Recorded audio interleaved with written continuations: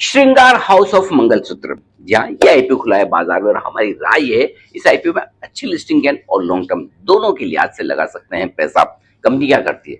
James and jewellery कारोबार में, और सिर्फ एक ही तरह की ज्वेलरी बनाती है, वो है मंगलसूत्र। सिर्फ और सिर्फ मंगलसूत्र, इसी में मास्टरी है, और मंगलसूत्र के मार्केट में ये मार्केट लीडर है 6% के मार्केट शेयर के साथ। कंपनी के प्रोमोटर्स काफी अनुभवी इस बिजनेस में, थर्ड जनरेशन आ चुकी है। पुराना फाइनेंशियल ट्रैक रिकॉर्ड खासतौर से पिछले 3 साल का जो प्रोस्पेक्टस में बहुत मजबूत नजर आ रहा है। इसके अलावा इनके जो क्लाइंट्स हैं बहुत जबरदस्त बड़े नाम वाले क्लाइंट्स हैं, और क्लाइंट्स भी अलग अलग तरह के, होलसेल, रिटेल और साथ ही कॉर्पोरेट, सब तरह के क्लाइंट्स हैं, यानी कि क्लाइंट्स काफी डाइवर्सिफाइड है।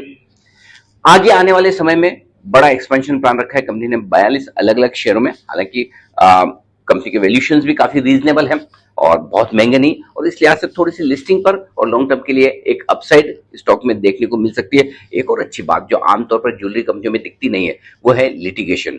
कंपनी पर, कंपनी के प्रोमोटर्स पर किसी तरह का कोई मुकदमा, वाद विवाद, झगड़ा, किसी तरह का लिटिगेशन है नहीं, और इसकी भी प्रीमियम जरूर मिलती है। नेगेटिव्स क्या है? थोड़े तो पहला तो कि हमेशा कंपनी को पैसे की बहुत जरूरत रहती है, वर्किंग कैपिटल ज्यादा है, क्योंकि इन्हें गोल्ड खरीदना होता है बनाने के, फिर देते हैं अपने कस्टमर्स को, तो एक तरफ कैश में लेना है, दूसरी तरफ थोड़ा उधार देना है, तो हमेशा कैश फ्लो इसीलिए नेगेटिव रहता है। लेकिन ये इन्हीं के नहीं, पूरी इंडस्ट्री का यही हाल है। प्रॉफिटेबिलिटी यानी कि मुनाफा कम ज्यादा हो सकता है गोल्ड के दामों के उतार चढ़ाव के साथ। जैसे जैसे गोल्ड के दाम बढ़ते हैं मुनाफा बढ़ता है, नीचे आने पर थोड़ा कम होता है, लेकिन अल्टीमेटली तो आपको होता है आगे पीछे तो गोल्ड के दाम बढ़ते हैं, तो फिर वो ठीक है, कोई दिक्कत नहीं।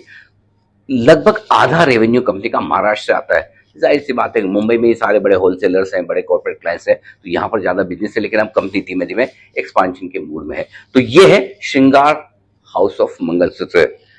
वैसे तो गोल्ड आपको पसंद है, गोल्ड ज्वेलरी भी पसंद है, लेकिन क्या ये आईपीओ भी आपको पसंद आ रहा है? क्या इस आईपीओ में आप पैसा लगाने जा रहे हैं?